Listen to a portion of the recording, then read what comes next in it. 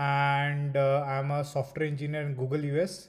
And today we'll talk about how to get internal US job offers in FAANG companies or any other multinational US companies in general. So our focus area will be mostly like getting the US or Europe job offers for internal employees only. Those who are looking to directly join an external US company, this video might not be relevant for you. It will be only focused on internal employees only. And we won't be discussing the visa application process because that's a whole together different story. It's part 2. Once you get the job offer, then you start the visa application process, and I'll create a separate dedicated video for it. Cool.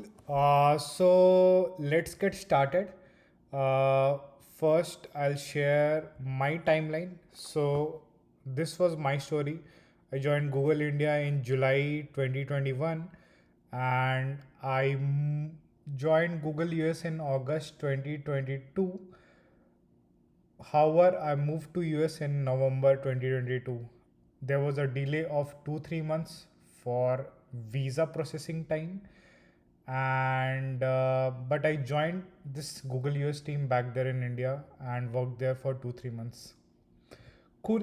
So now I'll discuss some 4-5 tips with you guys, which will greatly enhance your chances of getting a US job offer or any external job offers within your company.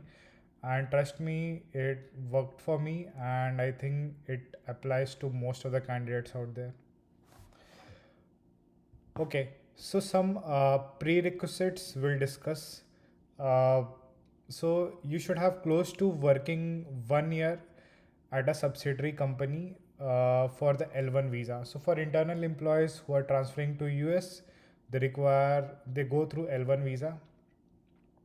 It has a requirement that you should be employee in the subsidiary company. So for Google US is the main company, so Google India is a subsidiary company. So you have to be employed in Google India or any other subsidiary company of Google outside of US for 1 year at least before coming to Google US. So I'll recommend a good time to start applying for the jobs is around 10 months from joining. So 1 or 2 months it will take, like it will go in this. Also, second thing is L1 visa requires specialized knowledge, and it applies to different fields like engineering, computer science, biotechnology. However, excluded areas are banking and accounting. Those are not considered as specialized knowledge, and I've heard cases like of visa getting rejected because banking services are not considered specialized knowledge in the US. For the Europe, I'm not sure what's the process, but visa process. But still, at the first place, you have to get a job offer, and I think the this video is still very relevant for you. Cool. So now we'll discuss the tips and tricks. Uh, cool. Let's get started. So tip number 1: create a customized resume for each job type. Okay, what does it mean? So as a software engineer, we basically gain deep technical expertise in multiple areas like backend, front end, database, or storage layer. These expertise come with experience. If you are a fresher, don't worry. If you have expertise in a single area, that's totally fine. But having expertise in multiple areas is a good benefit. And I it again comes with experience. So if you have like expertise in multiple areas, what I recommend is create 2-3 different resume, and each resume should highlight the focus area. What I mean by this is, so I created a resume which was focused more on the front end, and another one which was focused more on the back end and the database and the storage layers, and one focusing both the areas.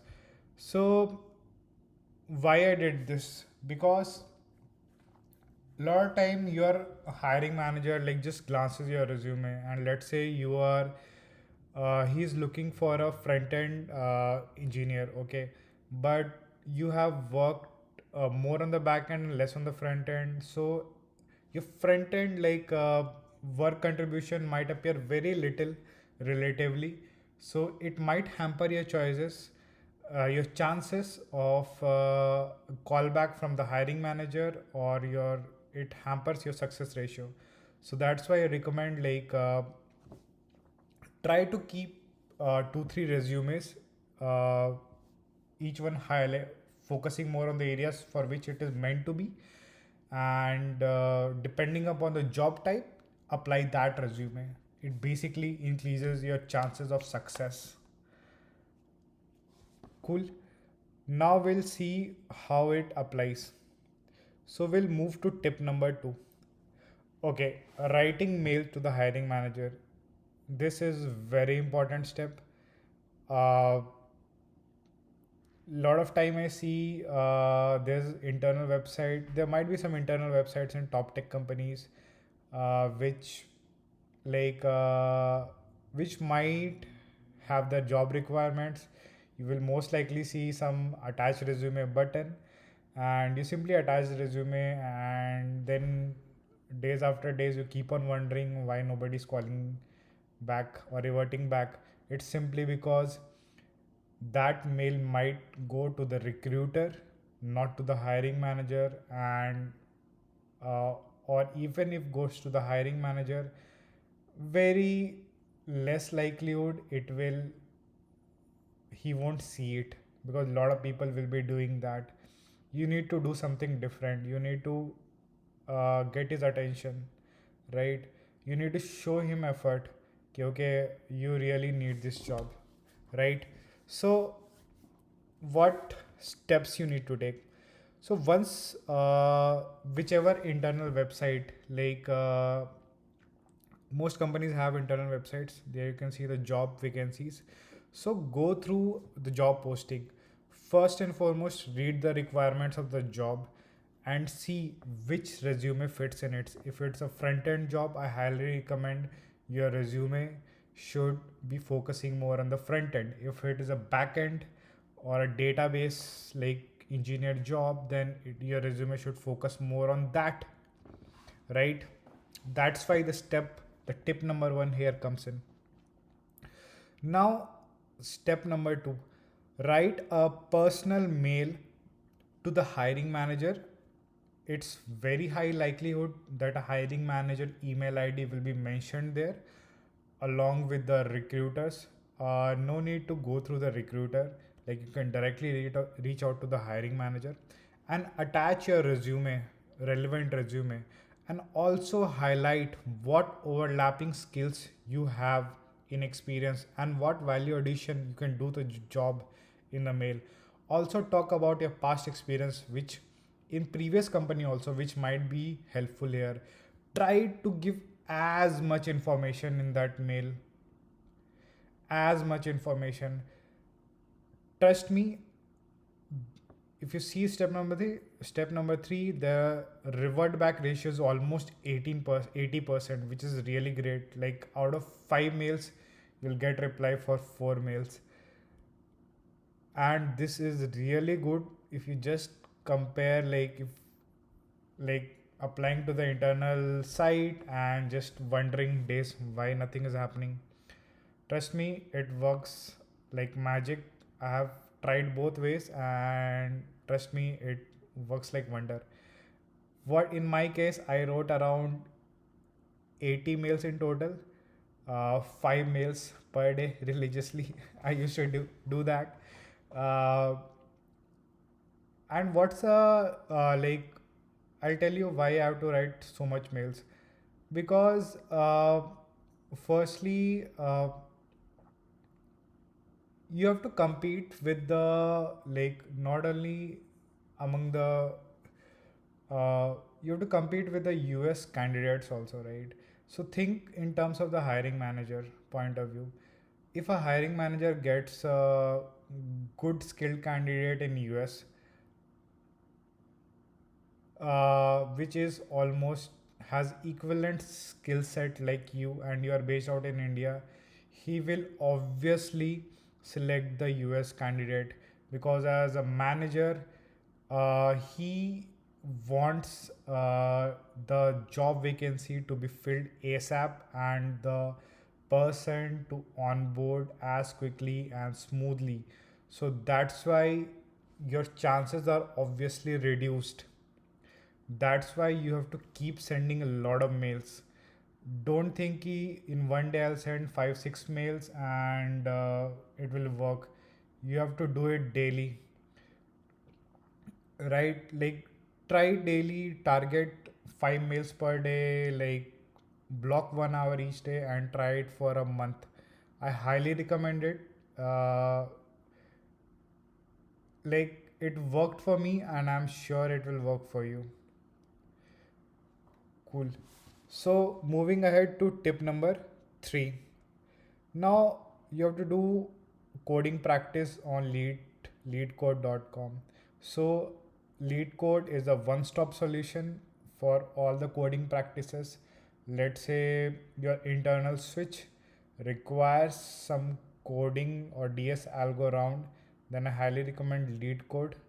And this tip is like optional. In Google, there was no interviews. However, in companies like Microsoft, people have to go through 1 or 2 rounds of interviews. So just go to lead code, practice standard data structures and algorithms. Like, question will be mostly medium level, and this is the optional tip. Cool. Now moving to tip number 4. So this is very important. Trust me. You don't have to do anything here. Keep the whole process confidential. So keep the whole process of applying for the job confidential and to yourself. You can share it with your friends who are not your colleagues. Get guidance from your seniors who or your mentors, but please don't discuss it with your office peers and certainly not with your current manager until it's complete. It though depends upon how your relationship with your manager is, but I highly recommend it. Just don't discuss it with any office peers or your current managers. It might backfire or hurt you back in some bad ways. And once you have the offer letter, like let's say once you applied for the job, manager reverted back, he most likely will schedule a call. If he looks you are a good fit for the team, then he obviously will extend a offer letter. And once you accepted that, then obviously you need to decide on the transfer timelines, like when you will be switching from the old team to the new team. Then obviously at that step your current manager involvement is required, and at that time you can tell him ki, okay, I am planning to switch teams. And always keep the discussion growth oriented, as you want to live in good terms. This is very important. uh, don't make it a beat any reason. Always keep the discussion growth oriented, career oriented, and always leave in the good terms, because it's a good thing, right? Be professional. Cool. I think these are the major tips and tricks which I used, and within I think 20 25 days of following it, I got a job offer, and it worked for me like magic. Like, and I hope it works for you. Thank you. This was really my effort to share my knowledge about my learnings about the whole process, and I hope it might be beneficial to a lot of candidates out there who are seeking to go to US uh, internally within their company. And I think this might be useful. Please do like this video and comment on this video. If you have any other questions, I'll feel very good to reply to that. Thank you and have a nice day and all the best in job searching. Thank you.